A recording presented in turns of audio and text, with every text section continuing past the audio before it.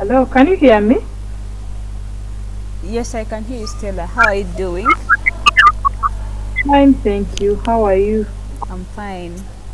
Okay, that's So, good. how far with the project? Did you try it out I just wanted to try it out maybe today. I've been today? busy last week and over the weekend. I traveled. Okay. Are you using your laptop? No, Oh, I don't have power. because actually I wanted us to try it out as we wait for others to join the call. I don't have power. I'm using a phone. Oh, okay. So, where we start from, so that we start from there. Sorry? Like, where do you want us to start from? Because today we are supposed to do URLs and also adding CSS. Mm. Actually, last time I had issues with the Django. Remember, you told me that you will go through it, like installing the Django. Installing, eh? Yeah, but I didn't get to you because I was busy. And I tried to do like to read about there's a documentation that I was reading over the weekend. So Okay, you're using Windows, eh? Windows 10. yeah. All right. Okay, but I'm using Linux, but the process is the same. So let me show you how to start a project from scratch, eh? Where you need to start from. Okay. Let me share my screen. Okay.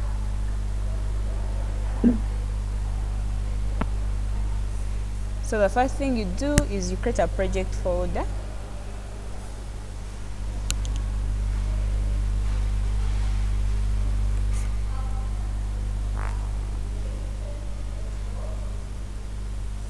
I'm going to call it Django project.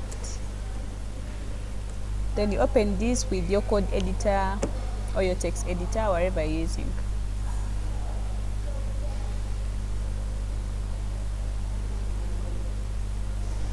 So after doing this, you close the welcome screen. You do like this is what you need like for the project setup, and then you have to like now create the virtual environment. A virtual environment is just an isolated folder that helps you store your dependencies for different projects, eh? Because sometimes you might have so many projects running on your machine and you only need certain dependencies installed for some projects, so you don't need to like install them globally on your laptop. So what we do is create a virtual environment for our respective projects.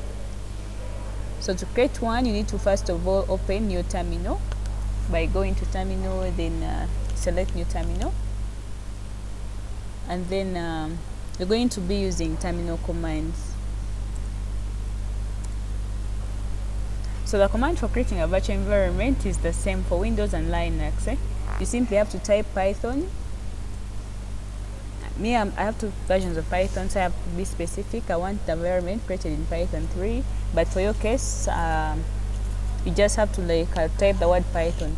I'm hoping you have Python installed already on your laptop. Yes, I do. Okay. So you simply open your terminal, then you type Python 3 or Python minus M, then VANV. So this is the command. From Python 3 to VENV is the command for creating the virtual environment. Then what comes after is the environment name. So this can be called anything. You can call it your name. You can call it anything. The name doesn't matter to Django. What matters is the command. Let me even call it Stella. And then you press enter. So the moment you press enter, like you actually see a folder called Stella created on your left. And this is our environment, though it doesn't have anything installed in it, but it has been created successfully. So all you have to do is type the command, then you press enter and wait for it to execute. It comes with different folders inside, but it's actually like well, from what we need from it, it doesn't have Django yet. So what we do is to install Django. The moment you have an environment and you're not sure if it has Django installed, you always type the command pip freeze to see what's inside the virtual environment. what dependencies have been installed already. So you type that command. Oh yeah, so they tell me pip is not found. Why? Because my environment is not activated. So what I do after creating the environment, the next thing you should think about is activating it. So I guess you should be noting down these commands. The command for creating a virtual environment. After creating it, you have to activate it. So activating, you are at a full stop. In Linux, the commands now vary depending on the operating system you're using. In Linux, we use yes. Last time I tried it, like I tried to do this, like to run this in my terminal, but it gave me errors. Errors, like which So errors were you getting? I want, am I supposed to use? Because was it PowerShell? Like I had PowerShell. Oh, PowerShell errors. So for PowerShell, Yes, you're supposed to do, okay, you're supposed to open, was it bringing an error about security? I don't Like some remember, red but I had lines? errors. I remember I had errors. I'm Okay, going to run it when power comes back, and I'll okay, show you. Because I tried like 3 times. okay. So what you have to do is for PowerShell, you have to open PowerShell as administrator. Then you run a command called set execution policy remote signed. Because like when it's restricted, you can't activate your virtual environment. So you first have to change the settings from restricted to remote signed.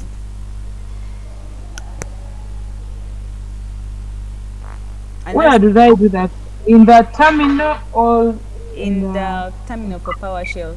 Okay, on Windows you just simply I'm not using Windows. I would have shown you, but you go to your start menu, then you type PowerShell. Then when PowerShell shows up in the results, you right click on it and then run as administrator. sorry, After you right click I was trying and this. select, you right click, Hey, click. Okay, click. yes, Okay. and then you select Okay. run as administrator. So it will Okay. open for you PowerShell as the administrator for your computer. Okay. And then after it opens, actually it also looks like the command line, looks like a terminal.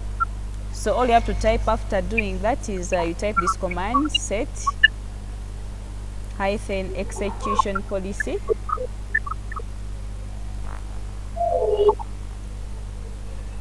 Then a space, you remote signed. Execution policy is one word. Like that. Then you press enter. So that will help you get rid of the other error you're getting. And then activating on Windows, you have to do the environment name. Let's say now Stella. Then backslash scripts with a capital S. Then backslash activate.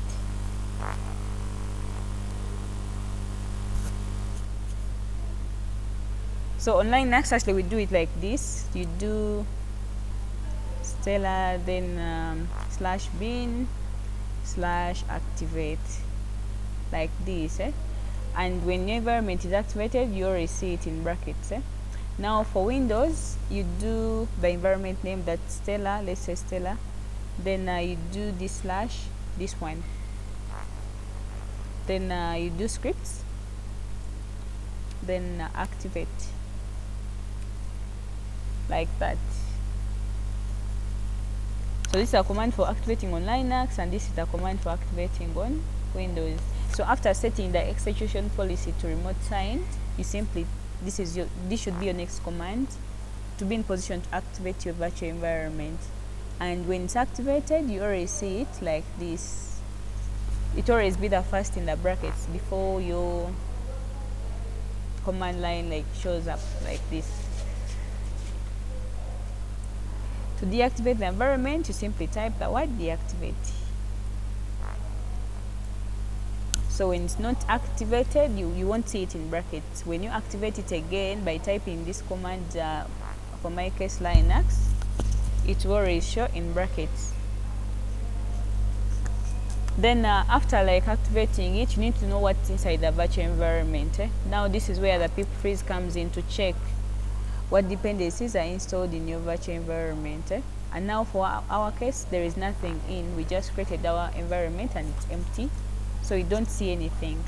But what happens when I install Django? So that's how you're going to know Django is not installed, because like I've had issues where like someone wants to create a Django project but they don't have Django installed. So after creating the virtual environment and activating it, they skip that step of installing Django, and they go direct to Django admin, start project. Let's say my site. So if at all you happen to do it this way, they'll tell you Django admin is not installed. Why? Because we don't have Django yet, so you don't have to skip the other command. So before you start your Django project, make sure Django is installed in your virtual environment, and the command to do that, and this is the only time you require internet connection. So you just simply do pip install Django like this. So this requires internet, but it takes around 7 MBs. It's not that heavy. You see, it just takes 7.9. Yes, so this would like work fast depending on the speed of your machine, but don't interrupt with it. Like when it's installing, leave it to install until you get this screen back, this one that prompts you for the next command. So after doing it, like after installing Django, now when I do pip freeze, my environment is no longer empty, it has Django installed. And that's how you can tell that you have Django in. So when you do pip freeze after installing Django, you already see Django inside your virtual environment. Actually, when you install other dependencies, like we shall see later on, you already see them here. Like wherever is installed in your virtual environment, they will always list it down when you type pip freeze. So after doing that, so actually you basically have to remember like now like 3 commands. That's the command for creating a virtual environment, and the command for activating your virtual environment, then the command for installing Django. And these are like the first two are like the two one-time commands. Creating a virtual environment, you create it once, you're not going to create it all the time unless when you're creating a new project. Then installing Django, when you have it in that environment, you don't have to do it again, not until like you're working on a different project. But activating the environment, you're going to do it all and like over and over again. Every time you want to run your project, your environment must be activated, because when it's not activated, your project won't run as expected. So after activating your environment, installing Django, now it's high time we started the Django project. So to do that, you do Django admin. So now this is the command I wrote last time and it failed to work because we didn't have Django, but now that we have Django, it's going to work fine. Django-admin start project, and then this is the command from Django admin start project. That's the command. Then what comes after the name doesn't matter to Django, it's your project name. You can call it website, you can call it my site, you can call it Justine, you can call it anything you want, so long as you don't call it a keyword in Django, like a keyword in Django and Python. But the name doesn't really matter. I'll call it okay, let me call it trial. So I'm calling my project trial. So when you create a project called trial, you also have to like just observe the side. When it doesn't come automatically, always refresh your your file explorer this side. It has to like show you a folder created. So this folder contains like your basic Django setup. It comes with a lot of files and folders inside. It comes with this is the outer project like folder, and then we also have this inner one, which contains the Django settings, URLs, ysgi.py. Like these are all Python files that come with only like when you create a Django project, it comes with all these files. Then you also have the money.py responsible for like running and starting your Django server for your project. Excuse me, Justine. Yes, Can I take you back a bit? it's okay. When you run that command Django admin startup project trial, so trial is the project name. Yes, try is the project name and it doesn't matter. So for our last project, we are calling it website. But this can be anything so long as you don't call it names like test, because that's a keyword in Django. You don't call it Django itself. So the name doesn't matter. Okay, what about these files inside it? The files are created automatically. Please don't delete them. Unless like when it comes to like the point when you know what you're deleting exactly, and you know that when you delete something, it's not going to affect your project. So actually these ones I didn't create them manually. They just came like when you run the command Django admin start project trial, they come automatically. It comes with manage.py response of running, and then it also comes with the settings like for your project, the URLs, because you're going to like just run and then go to the admin section. So it comes with some default settings for us, because we talked about frameworks. They give us like the basic and initial setup. We don't have to reinvent the wheel.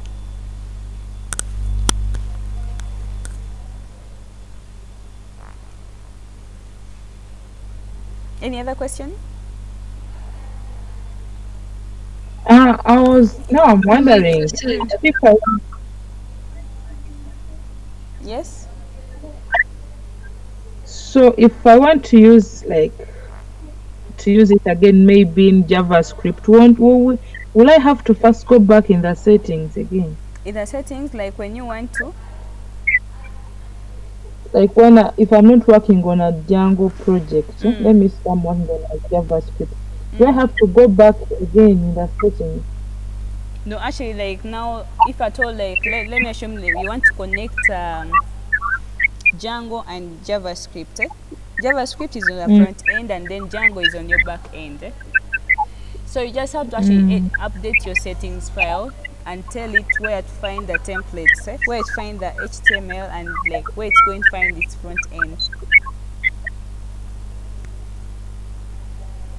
okay. Because Django comes with some default, like it comes with its own way of finding templates.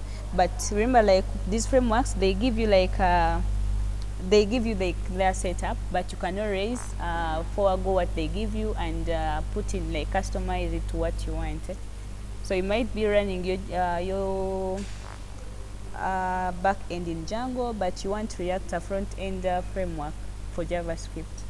So what you do is go back to your Django settings and then change.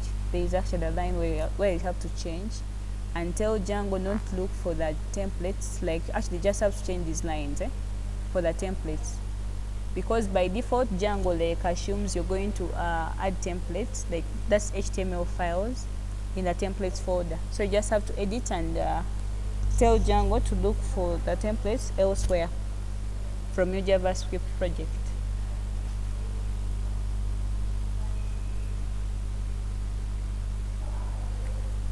Is it okay, Stella?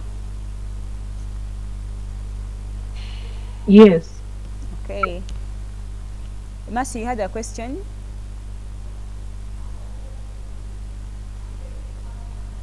No, you may proceed. Okay. So after starting a project, you simply have to actually run it. But remember, running it, we're going to need to make use of the manage.py. And remember, manage.py is not inside Django, girls. And currently, like when I print my working directory, like when I do pwd, I'm inside Django project, which is this folder.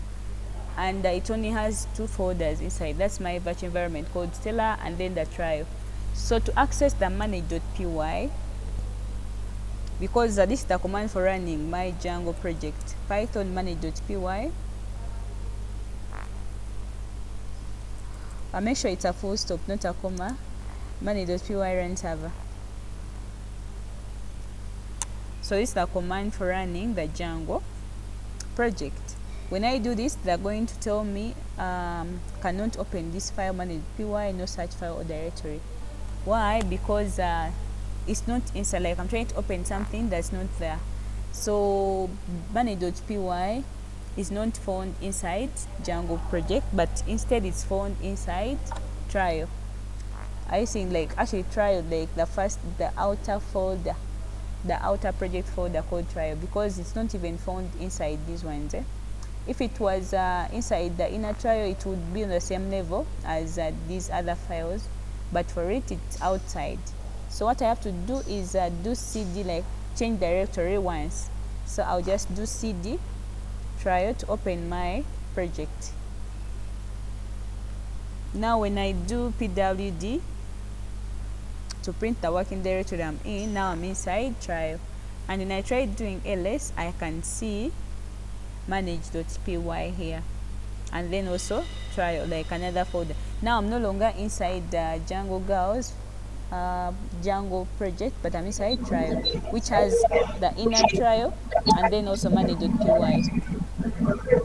Okay, Justin. Yes, So what's inside the Stellar file? the Stella is our virtual environment. It's the one we're using and it's So that activated. so the two have to be separated. That too? I see like Stellar is separated from Trial. Yes, because Stella is our virtual environment, contains our Django, like it's where we install Django, and Trial is our Mm-hmm. actual project for Django, like it's the one we did when Okay. we did Python Django admin start project. Okay. Thank you. Okay. So after like you actually it doesn't matter where it is, but make sure like when you're running, you must be inside the folder which contains manage.py. So after running manage. Okay. For me, I was asking because I wanted to find out, are you supposed to separate them, or it's okay for them to be, for the project to be within the virtual environment? Actually, it's Um, still okay when the virtual environment is inside the project, but I prefer like you separate them this way, mhm. for like just Best organization. practice, huh? Yes, Okay. but it can still work fine when it's inside.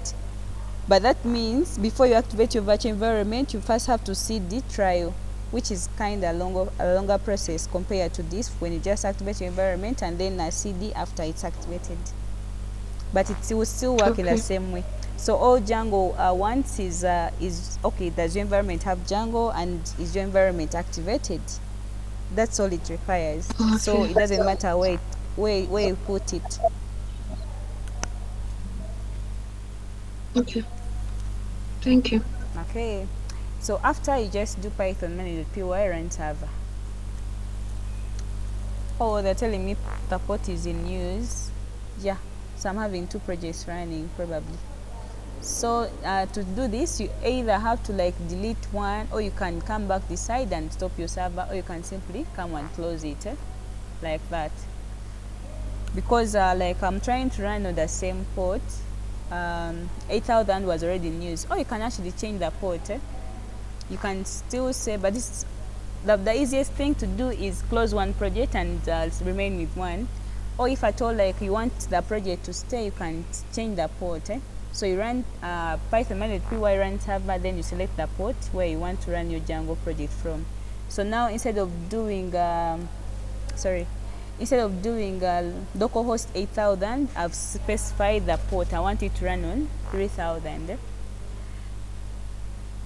So you simply have to just come back this side and then open your project. You just simply do localhost. Now when I do 8000, it's not going to work. Why? Because I specify the port and my port was, which port was I using? 3000. Yes. So you have to be careful when you specify the port. Make sure it's the same port you use this side. But Django's default is 8000, but you can always change to what you want. Either 3000, 8000, 5000, any you want. Now when I run on port 3000, my Django, like I already see the screen. Can I take you back? Yes. First, go back to the code. Where exactly did you specify from? Oh, okay. So like it brought me the other error that my port 8000 Mm-hmm. was already in use, and I realized I had opened like Yes. I had two tabs open for Visual Studio Code. Mm, So what I did mm, was specify the port like Python. So there are two like solutions to that. You either close one port like mm. or delete the terminal which has which has your Django server running and run again on this one, or you simply just have to specify which port you want to use instead of 8000. So you simply do python money.py run server, then you put space the port you want to run. Even if you do Okay. 3000, even if you do 5000, so you just have to like make sure whatever port you've specified is the one you use to run, because now I've changed to 5000. When I come back to 3000 it will no longer work, so I have to come back here and Okay. say 5000, because that's where like I started my Django Okay. server from. It's okay now. Thank you. Okay. Yeah, it's perfect. Thank you. So any other questions about the setup? Because actually today we had to look at adding CSS. I'm seeing Pauline and Daisy, they were around last week. Stella, any questions about the initial setup? Because after this, you just have to create a super user. When I actually, now this is the default URL I was talking about. We are not the ones who created this. Okay. Before I go to the admin, I have to first make the migrations. So you can't actually like they're going to tell you like okay, you want to go to the admin section but you don't have the tables yet. So when it's your first time like doing Django, like it already show this error. If it's like the first time you're doing it, you have to create the tables, because you can't create a user without you storing that user somewhere, because you're going to need the login. So as you're like creating the super user, those details have to be stored somewhere. But before we do that, we need to first of all create the tables. That's why I was even complaining about when you run your server. Let me use the default one. You see, you have 18 unapplied migrations. So these are some of the initial setup Django handles for us. For us, we just start the project, but actually Django has some default tables for us, like some default user tables, sessions, handling a lot of things in the background. So to make use of those ones, you have to make migrate. I think they even give you the command to run. So I will simply do Python money.py migrate to create the tables. I remember we also did this when now we made some changes to our models. So after creating our tables again, and then I run the server. So now when I go to admin, the admin section, oh, I've changed the port. You have to be careful. Now I'm using the default one, which is 8000. So now I get this screen, but still I can't log in because I don't have any users. So I have to make sure like I type in a name. Let me say Justine. Then type the password, any fake password. They'll tell me please enter the correct username and password for a staff account. Note that both fields may be case sensitive. Yes, I'm trying to log in on a system that's where I don't have an account. So they always notify me. Now it's no longer bringing the other error for about the tables. Now the tables are there, but they don't have any details. They don't have any users yet. So what you do is you have to create a super user.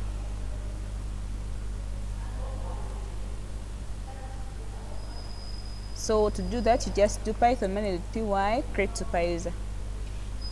Create super user is one word. Then you provide your credentials. When you leave your username blank, the default, they will take the name on your PC. Like they will just get a name from here. Whatever is there, they say if you leave it blank, you're going to use Justin. But I want Justin. I'll say admin. Then email, this is optional, you can leave it blank, so you just press enter. Then a password, you can't leave it blank, you have to provide a password. They're not going to show you your password, but make sure you type in the right one. So make sure you type in the right password. You're not going to even see if at all you're typing a password, but make sure you're typing in a password you always remember. So they're telling me my password is too common, but it's okay, I want to use that common password. If you want to change, you press no. If at all you want to use that common password, you just press Y and then bypass that validation. Then when I press enter, they're telling me the super user is created successfully. After, I just run again. Python main.py run server.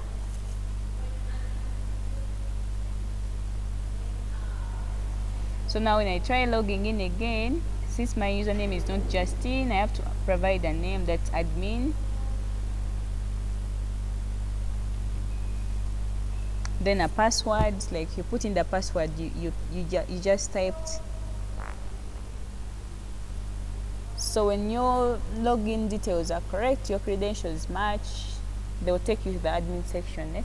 So this is the URL I was talking about last time. We're not the ones who created it, but it actually comes with Django by default. So when you to check URLs, the project URLs, you already have the /admin. That's why when you do localhost 8000 /admin, we land on this.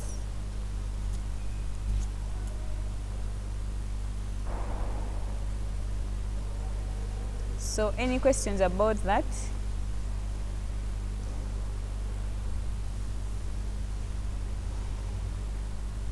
Any questions? Because I really want to skip this part and then we go to the adding CSS and URLs. Like we continue from where we stopped last time.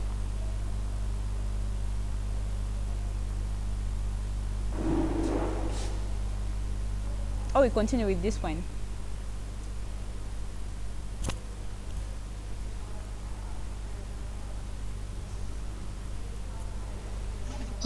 Yes.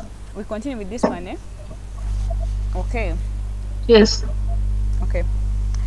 So after doing this, now we need to create a project because we need to like be in position to add different users, need to add posts. So to do that, we need to make use of the inbuilt command for creating a project, actually for creating an app in Django. So what we do is, because we wanted to achieve the Django girls blog, and on their blog they had posts, they had someone could add a post and then they could also update it and delete posts and all that. But in order to do that, we need to create an app in Django. So what we have currently is a project, but you also have the app. So to create an app in Django, you simply do python manual.py start app. Start app. Sorry, what have you said? So we're trying to create an app in Django. What we have is a project, but you also have the app. So a project is a combination of it's a collection of different apps in Django. That actually the definition is there on the documentation. So one Django project can have so many apps inside, but you can only have one project. But you can have as many apps as you can, because now like a website like the one for Tunga, I told you the Tunga website was built using Django. They have so many apps. They have the developers app, they have the app for authentication, they have the app for like projects. So they have so many apps, but they are all under one Django project. So what we're also going to do, we're going to create our app. I can call it, it can be anything. Let me call it, what should I call it? What name should we give our app?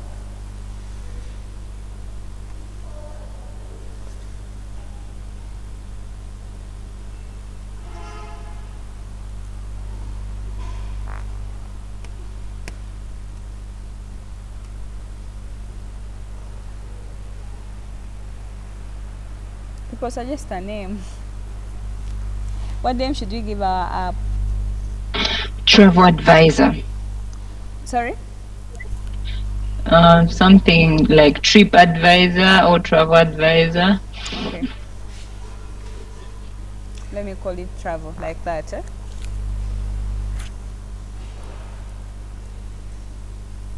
Travel advisor.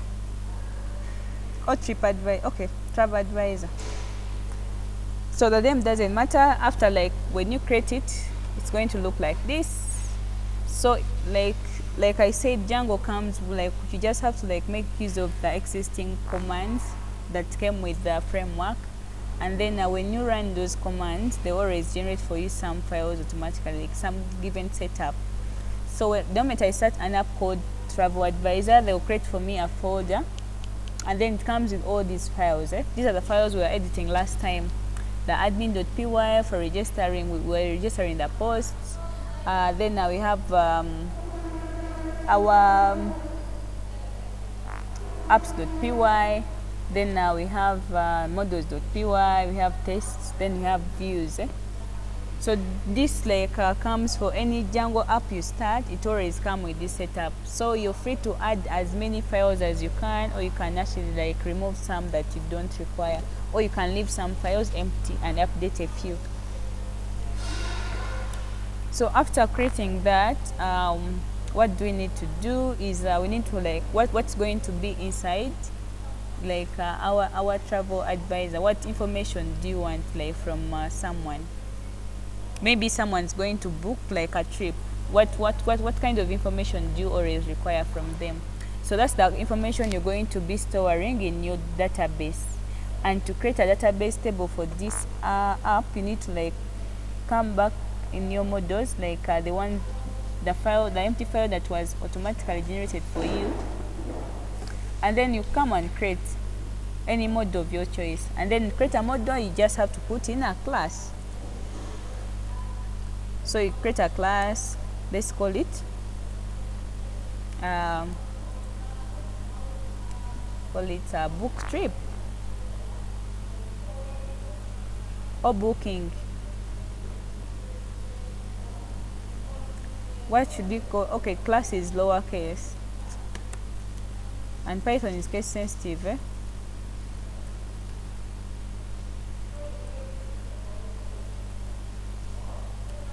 Book a trip.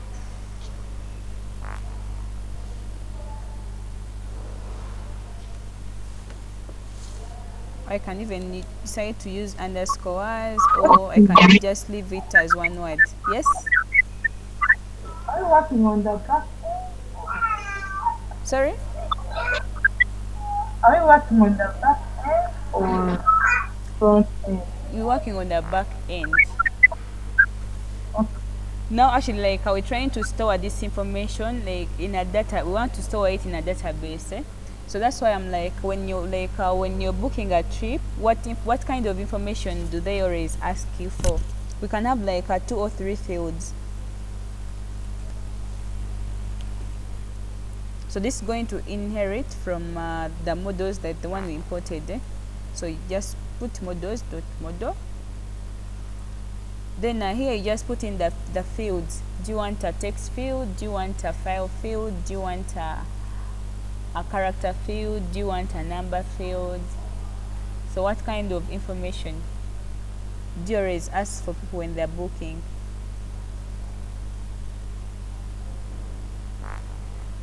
Travel date. The travel date. Okay. Their name. The name. Okay. Maybe teacher arrival. The name of the person, and this is going to be a character field.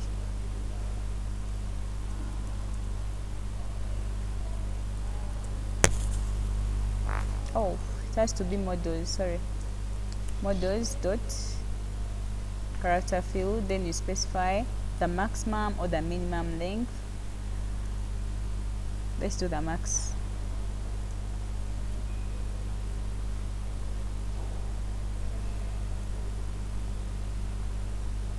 Maybe 100. The name shouldn't exceed 100 characters. Then what other field?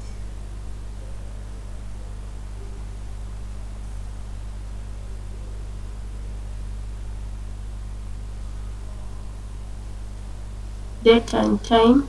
Date, okay. Date, you can select its models dot the time field.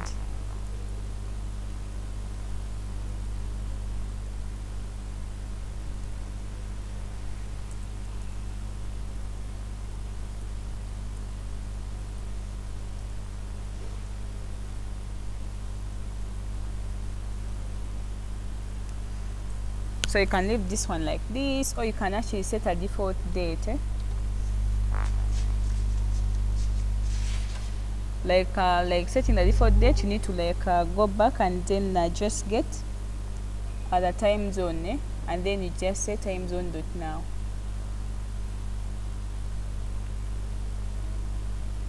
You can actually even enforce now blank equals true when they don't want to put in the date, or when they want to leave it blank.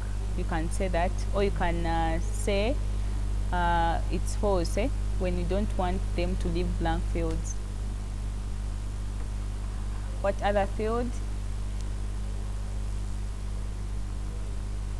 Let me call this travel date to be specific.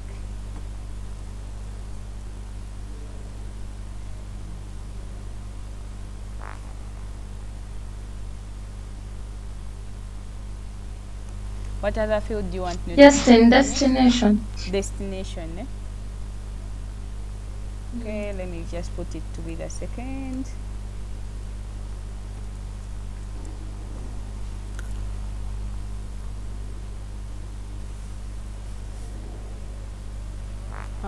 Let's make it a character field.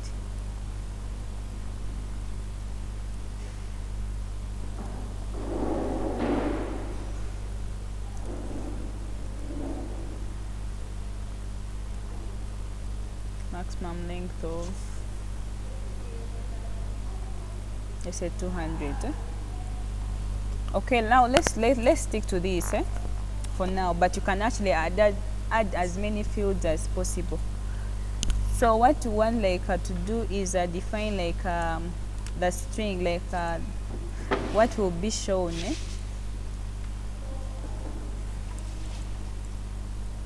because we don't want the whole model to be showing up, so you just define you just stringify it kinda, and then say when someone is booking a trip, you just return their name.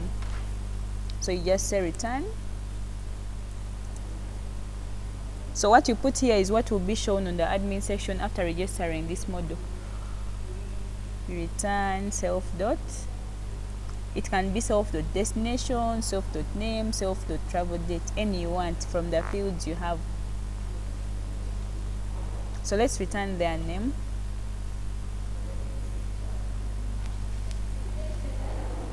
Okay, after doing this, now we have to actually do the actual migrations. But before we do that, let me try, because before we create this table, we have to make sure our app is registered, because Django currently doesn't know any app called Travel Advisor. So what we do is you have to, okay, you can even try running, make migrations, because any changes you make to your models, you have to make migrations.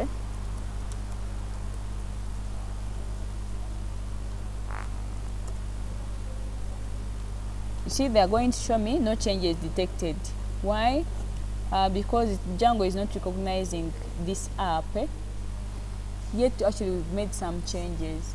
So what you do wherever you get this and you have changed your models file, you have to come back and check your settings and see if you actually made Django aware of that app you just created. So you have to come back to your project settings and then look for installed apps and add it here. So travel,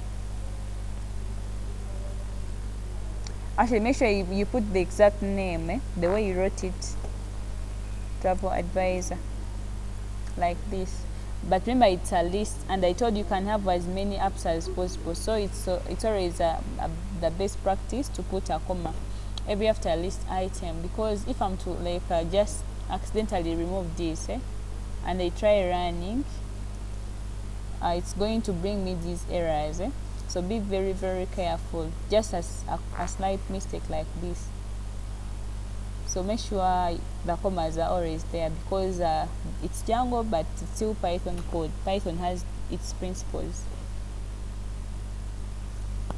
So now when I try making migrations again, you see, now they have created for me a model called book a trip. Why? Because this is actually the actual class name like we put in our model. And when you make migrations, they always show you the file which was created. So it's 001 initial.py. When I open migrations folder and I open initial, they will show me that the fields that were created, that are going to be created in the database. By default, they will create for me an ID automatically, like to uniquely identify the strip. Then the other fields I created, that's the name, destination, and then the travel date. So after doing that, the next command, like when you make migrations, it will just help you like detect what changes have been made to your models. After you just do the actual migrations to create the actual database table. So you do Python -py migrate.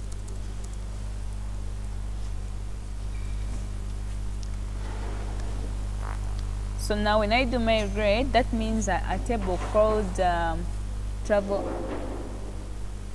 like they've added this app in as part of my installed apps, and it comes with the tables, the respective tables. If at all it had like 2, they would have shown them. Later on I'll show you how to log into the Django shell, and you see how many tables you have, and then you see your database tables like exactly the way they look like in a tabular format. So Django has a database in which it saves all this. Yes, actually, like when you open the settings, the database is already there. It has a database called SQLite. So when you install Django, the moment you pip install Django, it comes with that database. So this is where all the data is stored, and this is where all the tables are being created. Alright, thank you. Okay. So after doing that, let's now run our server. So when I run my server,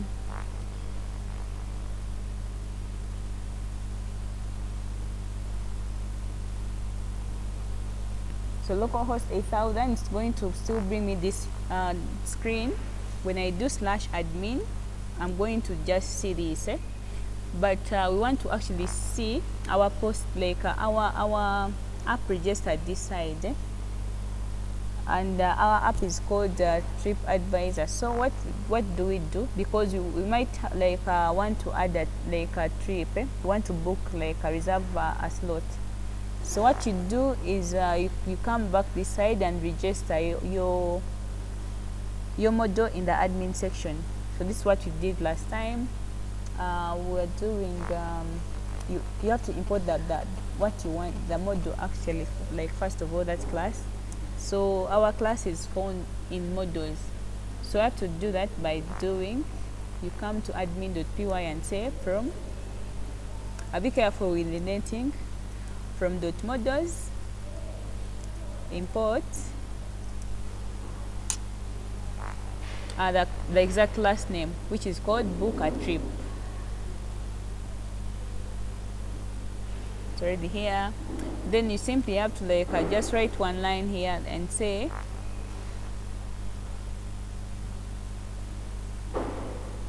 admin.site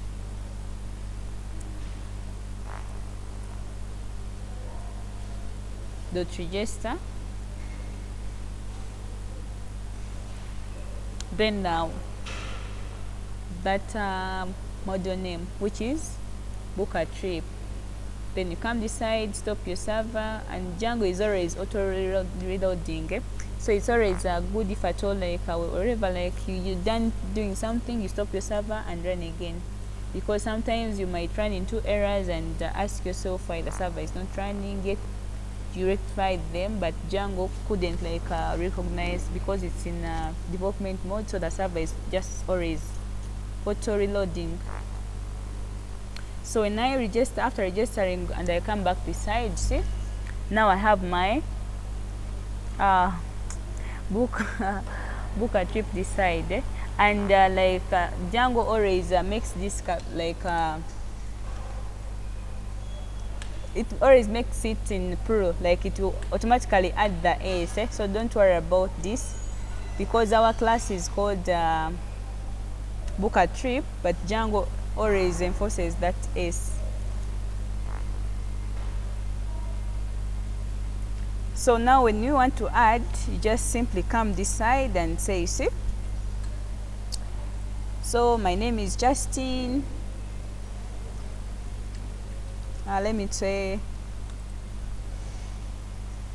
my name is okay, my name is Dina.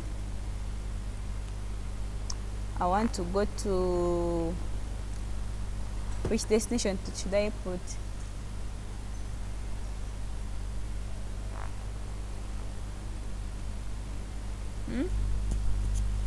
I want to go to Karamoja, and then I want the date. I can say today, so that's the default. When you do that at date time field, they'll always give you this by default, and when you say now, you can see my time is wrong. Why? Because I didn't change, when you go to my settings, it's still having the default, that's UTC, so it's not taking the current time for Kampala. So if I want the actual time for Kampala, I have to come to and change the time zone from UTC to Africa/Kampala.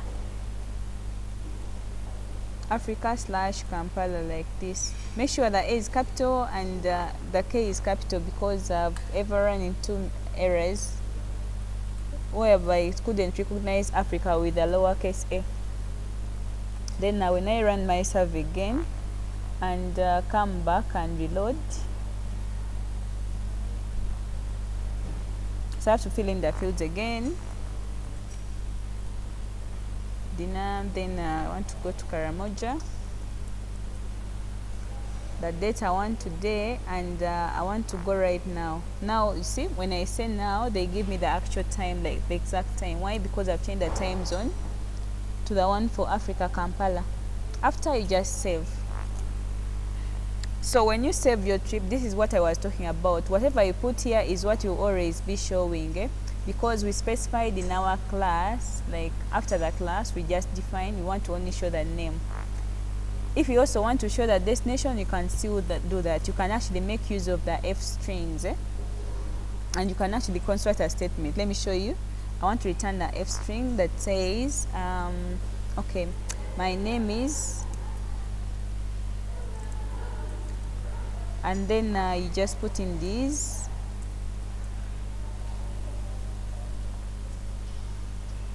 My name is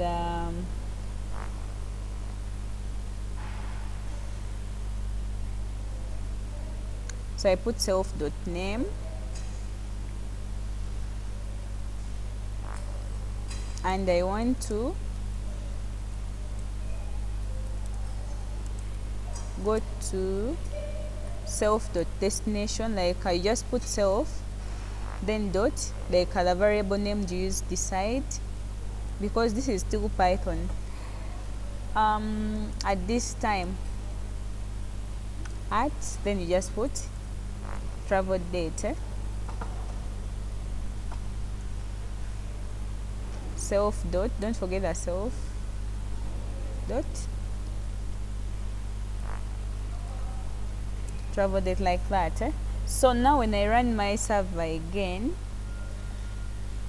I'm not going to change anything, but you're going to see the statement here just change. You see, now they construct for me like a good statement. My name is Dina and I want to go to Karamoja on this very day.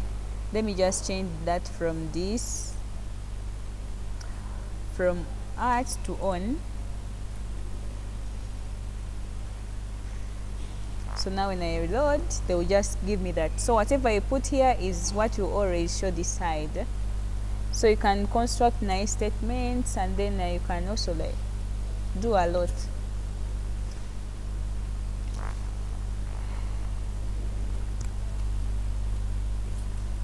So let me add a second trip, and then we see how we can fetch these from our database, and then display them on the templates. Let's do this faster. So I'll just come and add another trip. I'll say let me say my name is Maria. I want to go to Kabale. I want to go to, maybe I can change the date to maybe tomorrow. Tomorrow will be 27. So I just come here and select the next date. What's the date today? 26th, 27th. Yeah. And I'll select the time. I want to, okay, tomorrow at 6 a.m. and then select save. So you see, they also like give me, my name is Maria. I want to go to Kabale tomorrow at that time. So enough of that. Now let's go back to now actually adding views. We want to like be in position to fetch this data and display it on our home screen, because currently our home screen only shows this, like it shows the other welcome screen, this one. So you want to like fetch that data from the back end, because like I will assume it's the admin user to only access that side, because you must be logged in. What of the others, like maybe you're trying to create a, when someone has booked, you always like they always see a page where they see details about their trip, what kind of trip they reserved, like what time they will be setting off and all that, like what are the features in the trip, what will they have, what's part of their package. So you want to like be in position to get that data from the database and then display it on this default screen. So how do we do that? You have to now make edit and update your views. So the views are also like part of our app. So you simply come this side and create a view function. Okay, now I want to create a function called I can call it home, I can call it index.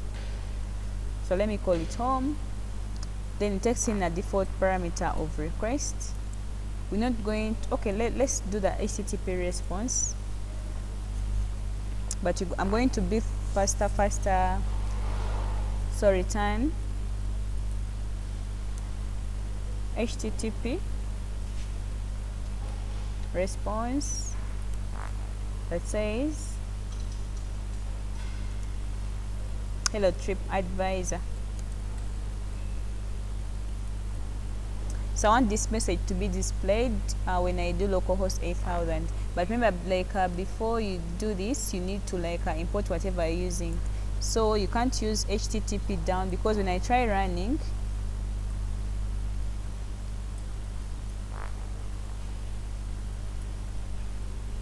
they will show me HTTP is not defined. Okay, it's actually running so well, but it can't do anything. Let me try this side. It's also still working fine. Okay, let me show you where the error is going to come from. Let me first leave it like this, then we try finishing up everything. So before you display your URL like this, you need actually to make Django aware of where to find the URLs. So what you're going to do, let's first create the file. First of all, you come to your app. Remember, you have your default URLs. These are the ones, the only admin. But you have like, you might have many apps, and then you want custom URLs for this for the respective apps. So you need to create a file called urls.py like this. Then you need to like put in your URLs. So you need to import from Django.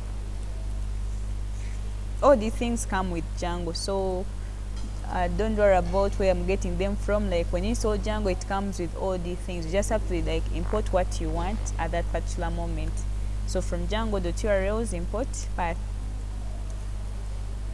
And what I'm using, they also used it this side. so they use the path. Like this is the same thing I'm using.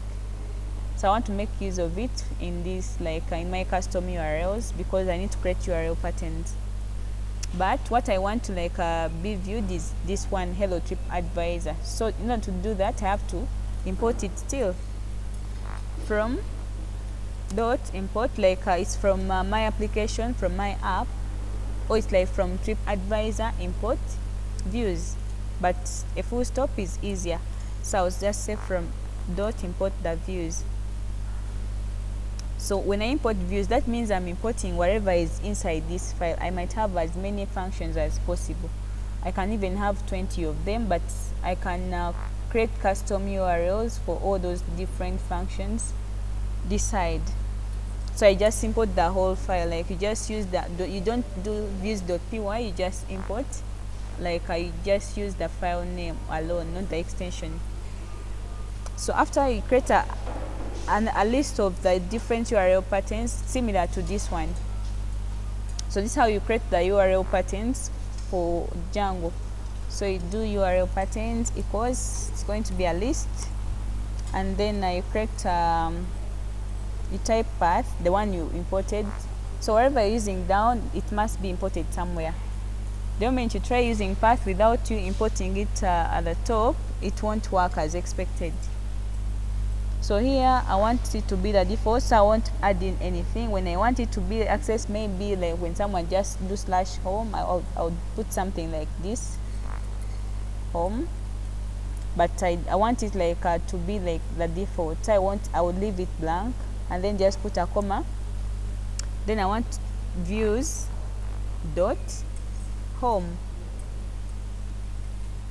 Why views.home? Because inside my views I called my function home. So I want when someone goes to that default the 8000, the localhost 8000, to be able to view whatever is in views.home. So I want this function to be run at that particular moment. So but this is still not going to work. I can try running and I show it's not going to work as expected. So it's going to still it's going to show me this screen still. Why? Because I haven't told Django where to find my URLs. So the last step to do is you come back this side, from your website URLs. You need to tell Django where to find the URLs for that particular app by adding, you have to include. So from Django.urls, it comes with path and also comes with include. So after doing that, you come here and say path. Then I want that default path. I don't want anything. You can actually be specific. I want you you can enforce travel advisor here, for anyone to access that they must do travel advisor / maybe bookings, travel advisor / time, blah blah, anything you want. Maybe the trip details, you can do that. You can enforce what should be inside the URL before accessing the actual data, but we shall look at that later on. So after you just include and say the app name. So we want to include because this is a file we just created manually.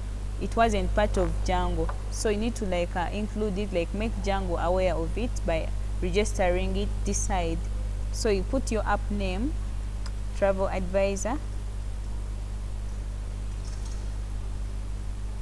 dot URLs like this. Remember, it's a list and you might have as many as possible. So after doing that, wait a bit. Yes. This travel okay, this include that you put there was the one that in travel advisor. The include is the URL. One. Which one? The include is just help me travel. help Django be aware of this. It's kind of like an inbuilt function, just the way I have print to output something. So the include is the one that's going to help us help Django identify where to find the URLs. So we're trying to direct Django, okay, like on top of the site URLs you have, also include the URLs in our travel advisor app. Okay. So when I run again and come back the site, you see now it's now recognizing because it knows where to find the views, and that's actually it's running. Now it's looking through my view functions and it's not, it's telling me HTTP response is not defined. So this brings us back to what I told you is whatever you're using down, make sure you import it. So you're using HTTP response down here, but Django doesn't know where we got it from. So you need to import it. So from django.http, import HTTP response, this one. So after doing that, you just stop your server and run again, then reload. You see, now you're having Hello Trip Advisor, and that's all you need, like to display something on your screen. If I change now, when I want to change anything, I can just change like only one file, then it will just update for me the rest. I don't have to change anything else. I can say from Hello Trip Advisor to Hello World. So Django will just be aware of like the changes automatically. Why? Because we're still rendering the same view function. So what it looks at is like, okay, my project, go find your URLs from TripAdvisor to .urls. So what Django does is it comes to your app, looks for a file called URLs. It looks for the different URL patterns you have. So where does it find the URL patterns? Like where does it get this data from? It's from the views. So it comes back this side. I told you about the model view template. So it's like working in that format. Okay, go to the models, go to your database, see if that data is there. Okay, after doing that, go to the views, and then go to the now like render whatever they tell you to. So it's Django, it's MVT, but other languages it's called MVC, model view then controller. So it works in that format. So yeah, it has to make sure all the files like are working the way they're expected to. If there are errors in a given file, it will never run as expected. So you have to be careful, like they follow a given pattern. So after doing this, actually this is what we did last time, I guess. But on top of this, we also rendered templates. So instead of just returning a message like this one, you want to be in position to render a file that's HTML now, because Stella asked about how we're going to be doing HTML. Like, okay, now like enough of the server, now we want to actually get that data from our database and render it on our screen. So what we do is instead of returning this, we want to return the render template. So I'm not going to change anything else apart from this line. Instead of returning, I'll just go and say return render. Then it takes in a default parameter that's request. And say, then the file name, let me call it home.html. Like this. So after doing this, so Django, like when you go to the settings, it knows where to find, like it comes with some default way of identifying where the templates are. These ones, So by default, Django will always look for templates from the templates folder in your app. So what we do, we also have to follow that pattern. You have to come on your app, like on your, and then create a new folder inside called templates. Like this. So you create a file called template, home.html. So now in your HTML, just do normal HTML. Put in your structure, put in your heading. You write normal HTML. Hello Django. You can do a line here, the horizontal rule. You can do a paragraph. I need to have a trip.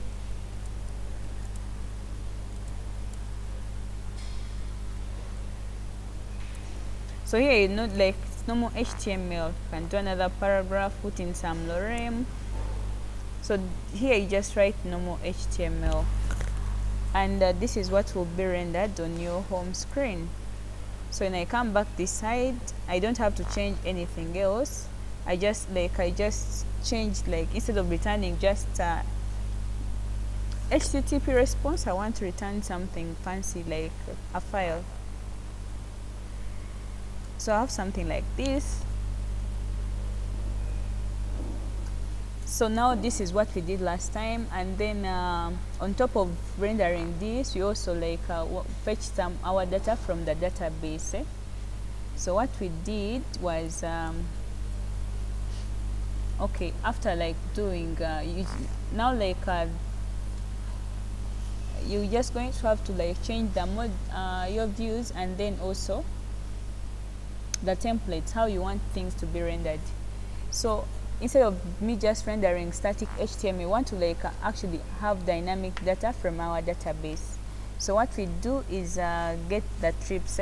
So you create a variable called trips, and then this is the command for querying your data, for searching your data from the database. You type the class name, but before we do that, remember our class was called in the modules, our class is called book a trip. So you have to come back to your views and import it. So it's from .modules. It's from TripAdvisor.modules, this is our app name. From this .modules import, we want the book a trip, this one. So it's what you're going to be using here, book a trip. We want to get all of them. So you simply this is the command for querying all the data in your database. Trips equals book a trip. This is the class name .objects.o. This will actually return for you everything in your database. So after doing this, now you need to add a parameter. So instead of just rendering this, you also return for me that the actual the trips that were made. So the first one is just an object.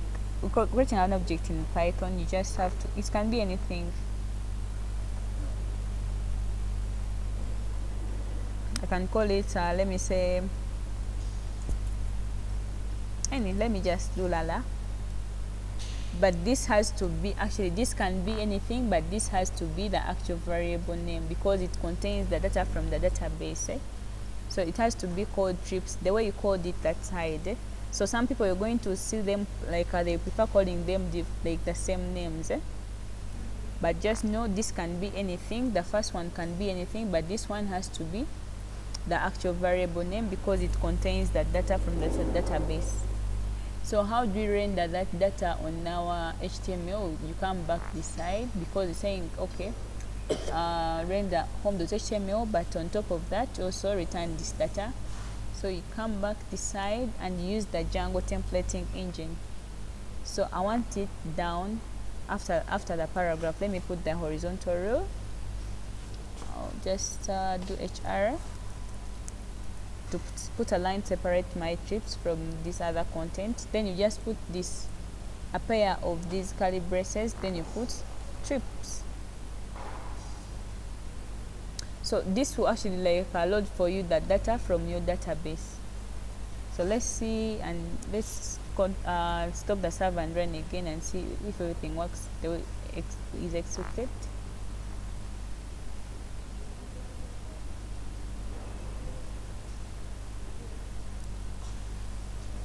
Oh, it's not.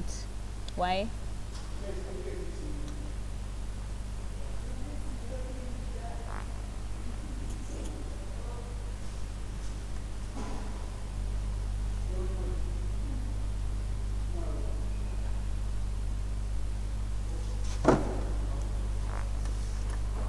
Why?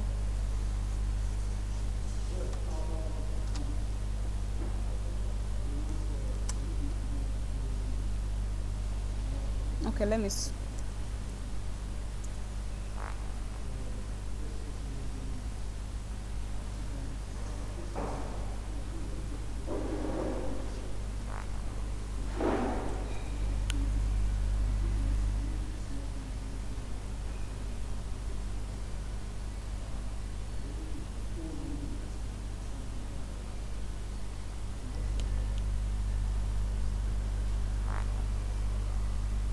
Let me check.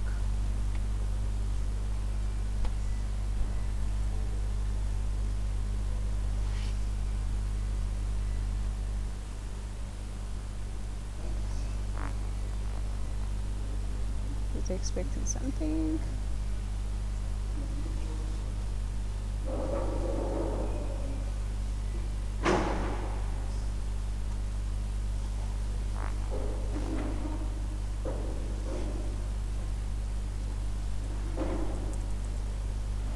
The interchange.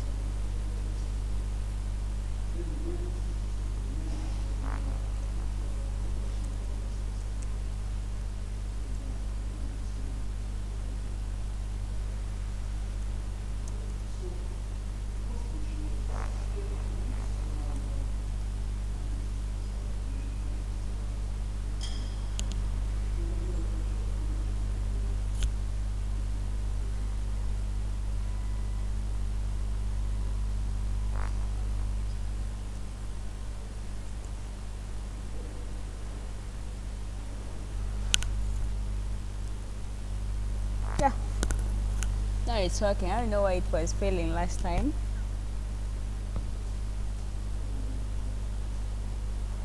But actually what I did was just change the names here.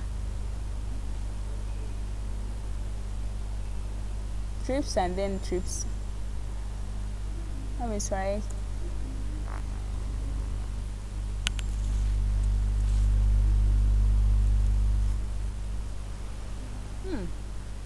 Okay, let's stick to the same names this side. So trips and then trips, and then it works fine. So you can call it the same names, this one and then this one.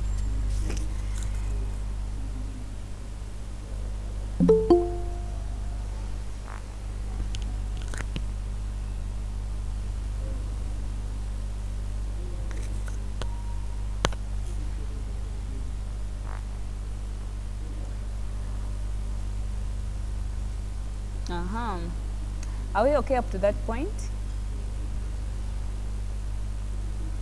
Because actually right now it's returning my data in the HTML template, like it's returning all this data, and also down it's returning the trips, this side. So it's returning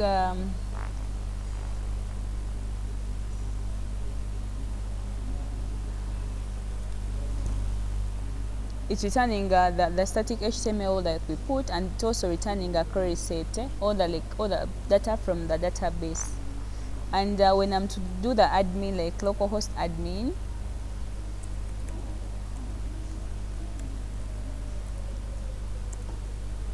so this is the same data it's returning. When I'm to look at the trips I have, these are the ones. When I try adding another one, let me say Sarah, destination Tororo, then the date, she wants to go next week or this week on Thursday, the time, let me say noon, and then save.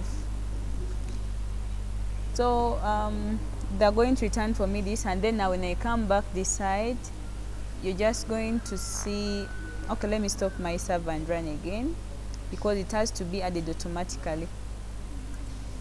So wherever you make changes, that means your data is going to be added automatically. You see now we have a trip for Sarah. Why? Because I've just added Sarah this side, and I no longer have 2 trips, but now there are 3. So how do you make this data beautiful? So you can actually make even a table out of it. You know how to create tables in HTML. So instead of just returning a query set for the trips,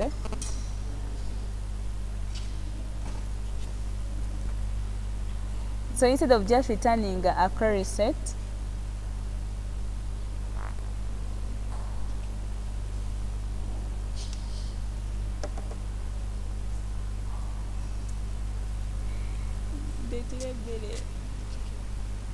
later. So I was telling you, instead of just returning a query set, we want to like return this data in a tabular format. So what do we do is we loop through our data. So instead of returning something like this, we're going to create a loop using the Django template. So what we do is come this side and say for, this can be anything still, maybe for A in trips, just so you write like a loop, a for loop. Then now we have to end the loop like this. Oh, don't ever put the space here. The space has to come after the percent symbols. Then you have to end the for. Then what you put here, you can now actually render like a beautiful table. Okay, how do you do tables? I'm forgetting HTML. How do you do tables? Write a table tag like this, and then I do like a table heading and say we put in the table data. Is it okay? Okay. Yes. So I can put here the name of the person like this. Then I put another TD.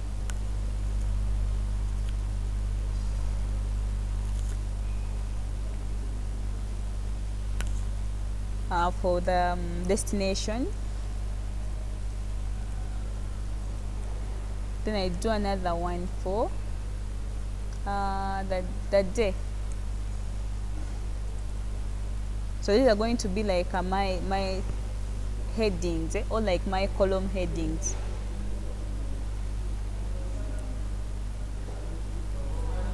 So after doing that, I need also the actual data, which is a table row. Then I do TD. Now now this is where like we're going to actually place in our actual data. So for the name, we want to do something like this. We want to do a dot. How do you call our field in the database? Now you have to be aware, a dot name for the first one. Then the second one, we called it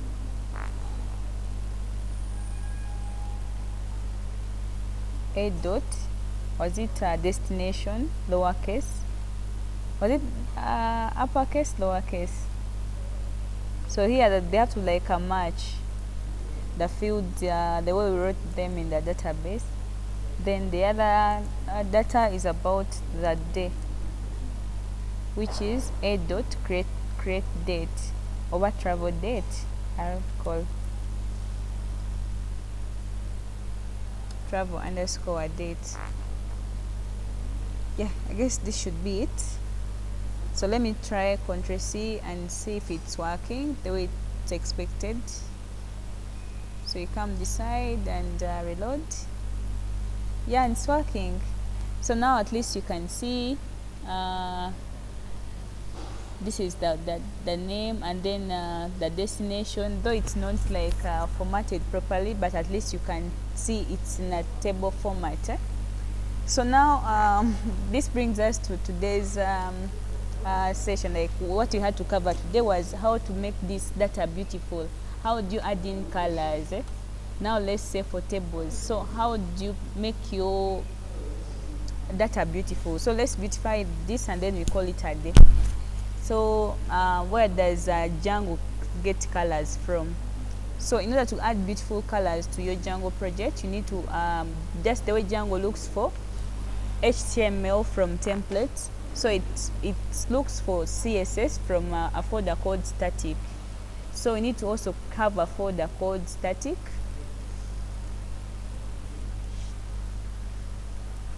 And then create a file, let's say style.css, normal CSS file. Make sure the extension is right, like this. Okay, let's start with the basic. Let's change the background for our body. You add in the other CSS later. So let's style the body and give it okay, let's just try background color of let me try teal. Okay, but it's not going to actually work. see when I try reloading, it's not going to work. Why? Because Django has like a certain syntax. It has to. We haven't actually linked also. So how do we link in Django? So I have to come back this side, and then the other things are the same, apart from like the href, where it's going to find that link. So you see the relationship is the same, but now when it comes to the actual href, you can't just write style.css. This won't work. See, it's not working even if I refresh 1,000 times. So Django always has a special way of referring to the CSS files and JavaScript files. So you do those curly braces, then you put these 2% symbols, then you type the word static,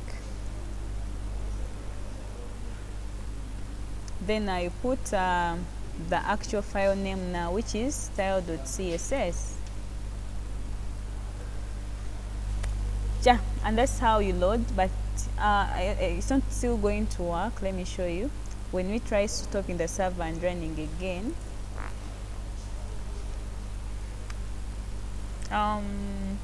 invalid, static,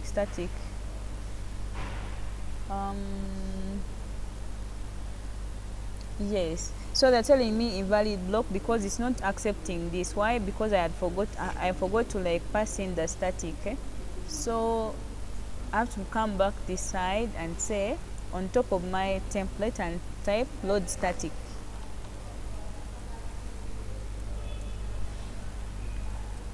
So this is the only way it's going to be in position to recognize this. When I say load static, then run again.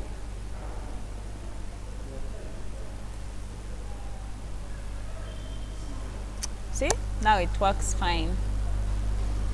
My CSS is working.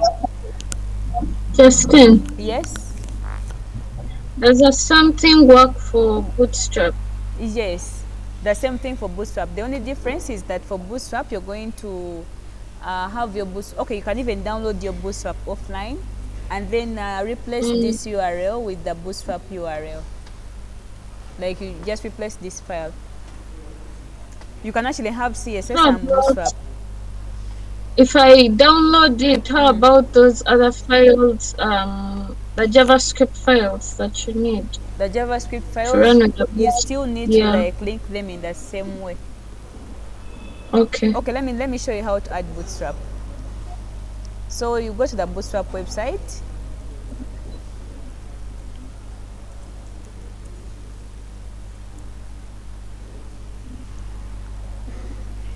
So I'm not going to download, I'm going to use Bootstrap online. So I'll just come to get started, then I get this link. So this is the link I'm going to like, okay, this has too much, so I only did this.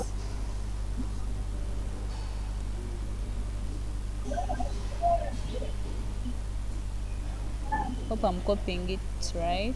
Yes. So I only need from here up to here. This is the only link I want. Up to here. So I'll just Ctrl C and then come this side, do the same thing because I want CSS to load after.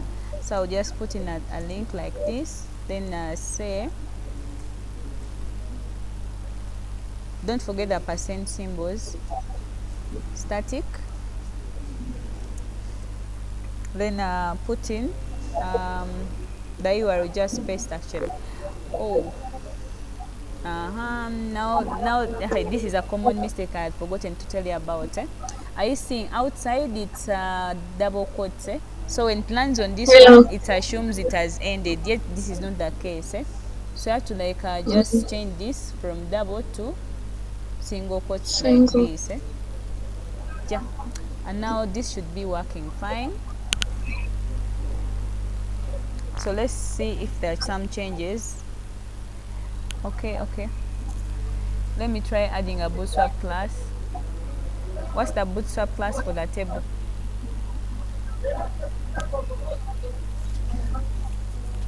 Okay, let me first.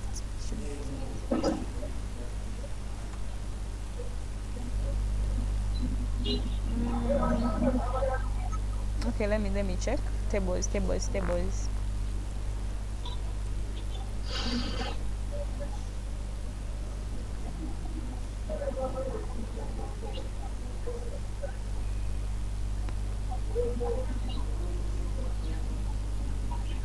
Class of table. Let me try adding.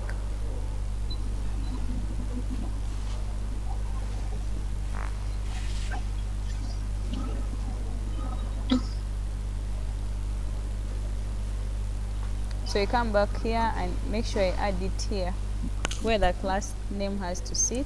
It's here.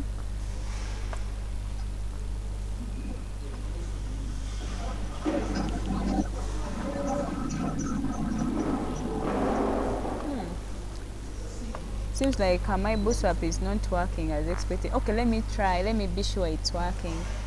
Let me simply add a button.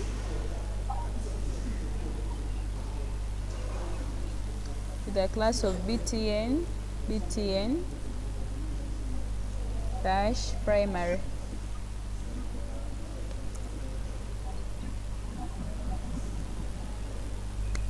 Actually, my bootstrap is not working. So what could be wrong? What could be wrong? The JavaScript fails.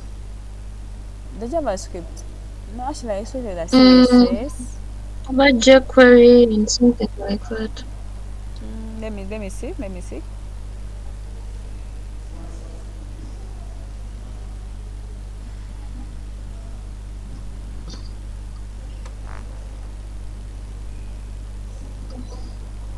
Okay, let me try this. Let me try.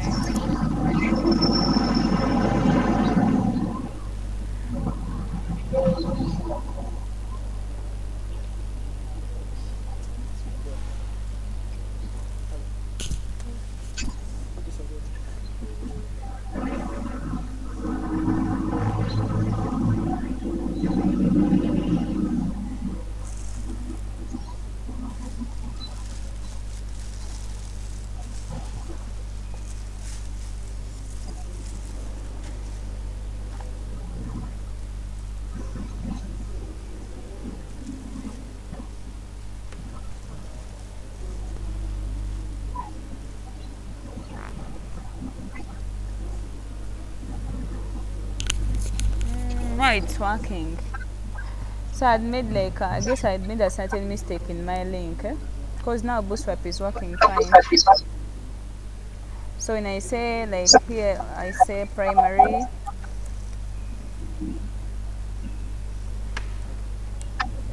You see now it's working fine. So I guess I had made a mistake while copying, because I've just used this same link here.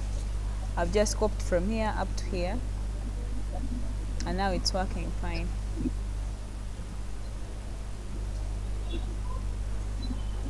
So actually it can work without the JavaScript. Actually what JavaScript adds in is the animations.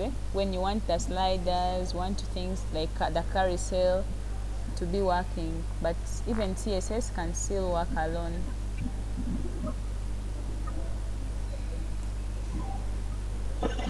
So I can remove this link because I don't need it.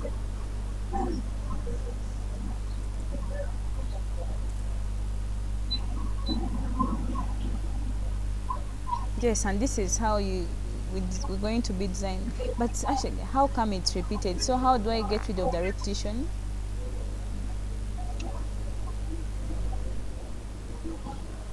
I'm seeing That answer to be TH, EA.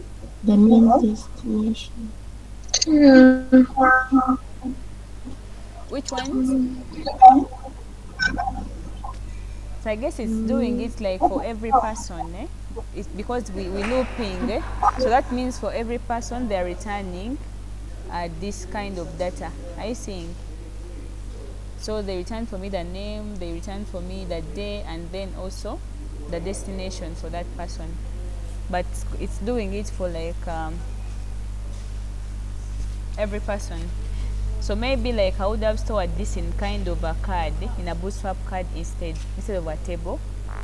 but you can also figure out like different ways of making it look nice. So any questions for that day? Because actually today we also had to cover links. I don't know if we can do that. Or you have questions?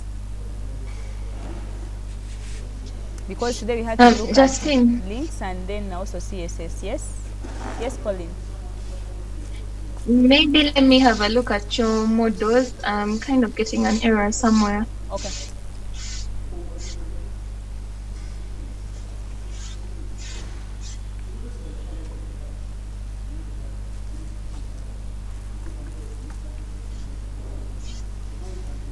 Your models, yeah, but What error is it bringing? trip. Let me share a screen. You see the error. Okay.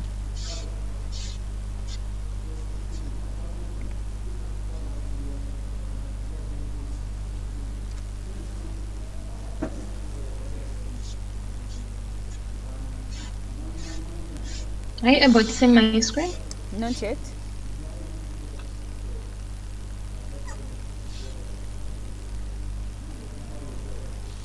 Justine, can you see my screen? Yes, I'm seeing your screen. Okay, yeah, this is the error. Actually, Oh, the error comes in when I'm trying to save a new person I have added. yes, because you didn't It you, doesn't you save the didn't person. migrate. Migrate. So it's like you're Okay. trying to create that person in an empty like when the table is not there. So you go back to your code. Okay.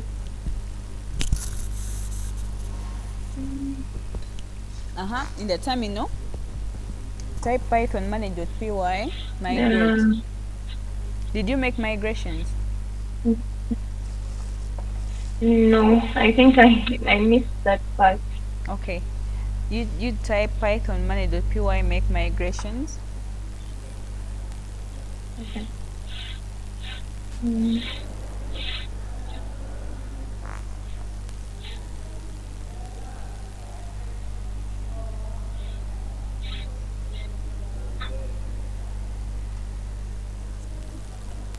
Right? Or is there a hyphen Tebengera somewhere? kenene. Press enter.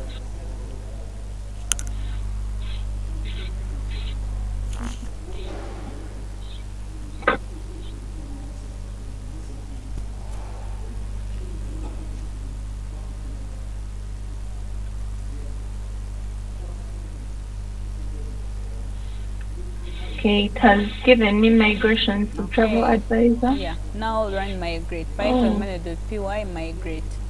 So wherever you create a new model, you need to do okay. the migrations and then also migrate. Mm.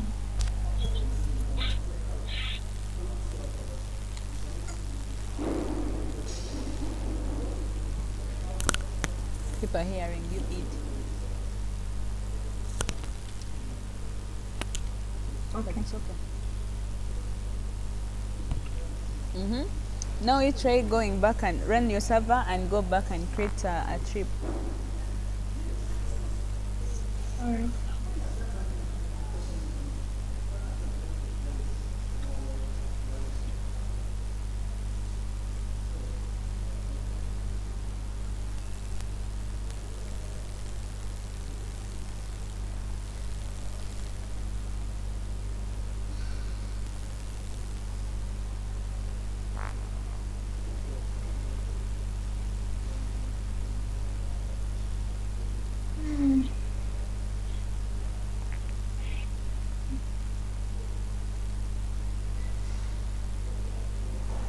Is it giving me an error again? An error. Let me see. Let me try It again. was saying starting something to do with the template. Let's go back to the error. Mm.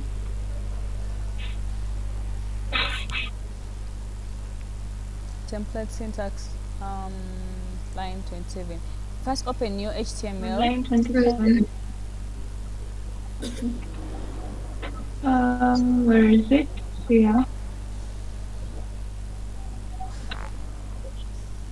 Oh, you have Oh, I some hadn't finished yes. this destination.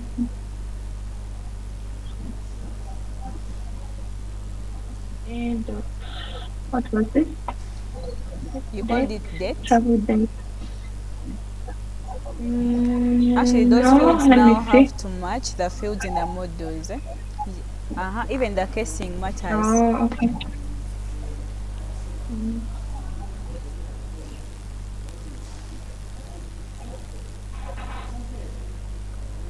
okay.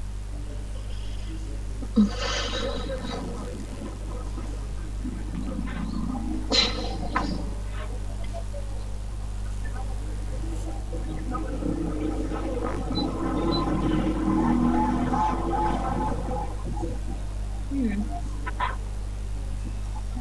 Looking for one You didn't empty. end the follow. Like, pardon? You You go, didn't end the follow. You didn't yes, close. Oh, yeah, in this one. yes. Go at the end of the the table. You at where your closing table Okay. tag is. It's here. Yes. Then you do a pair of curly braces, then percent, and then inside you put end for. Can I do it below? It's fine.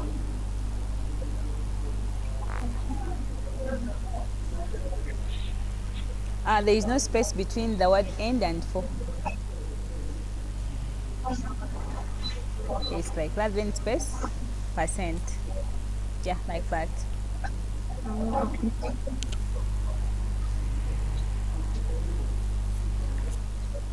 Try running again, faster run again.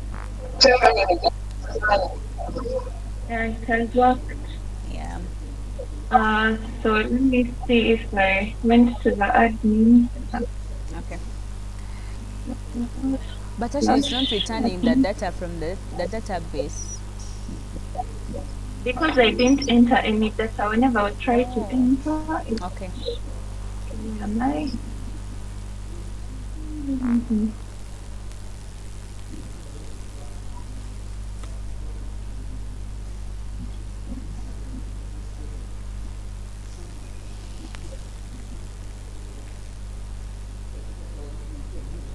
I don't remember the password. Oh my god. Is there a way I can get to get logging in? The password. You've just created that table, or it's Yeah, like what? you created it some time back. Yes. Okay. Let me do it again. Admin. It brings me back to it. Yeah, you put the user. Hmm. What name did you use for the username when you're creating the spy user? That's what I've forgotten. I think I used Hola. I used, I've forgotten. Okay, Wait. do you remember the username? Okay, you go back to your terminal. Yes. Alright. Hmm. Okay. Uh-huh. You go back to your terminal, then you type python manage.py, change password. Hmm. My contrast paper. Yes, Ctrl C.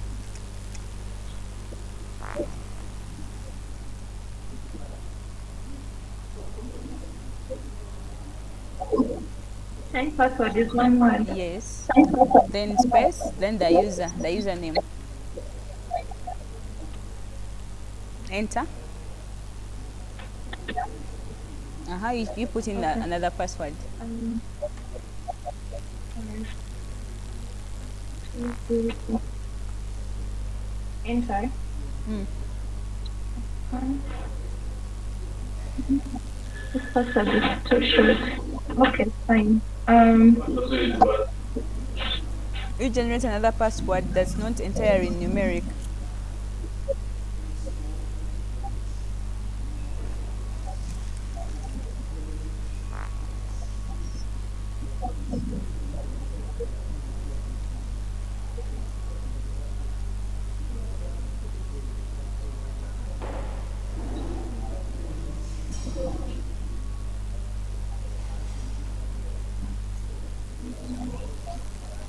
Okay, successful. Run the server again. Do I need to run the server again Yes. before? All right. Right one. Manage XY server.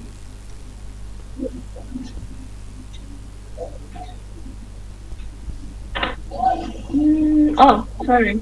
Saving.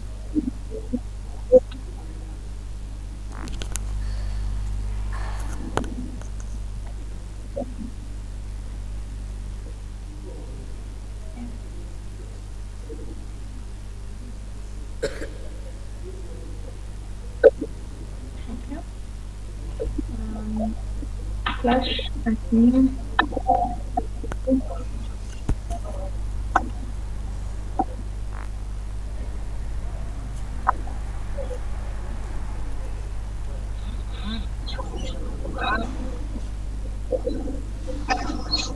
All right. Uh, and that's one.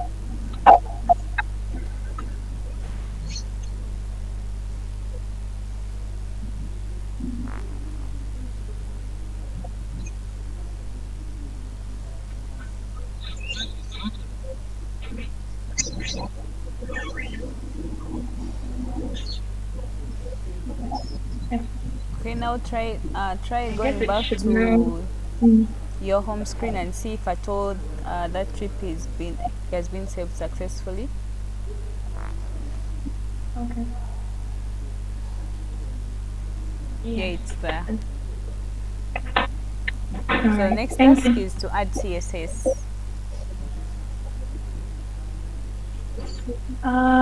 Yeah, I did actually. Maybe let me give it a different color. Okay. Um, But that should be working. Your background color should be working. Let me see how you linked in okay. HTML. Okay. Mm,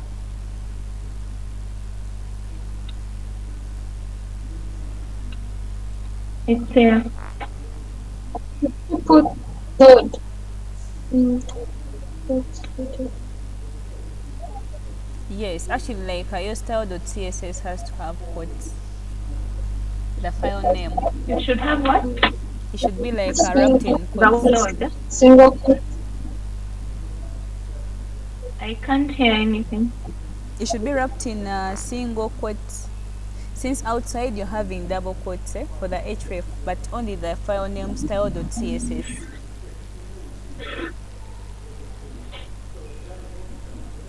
That. Yes. Now try running again. Okay. All right.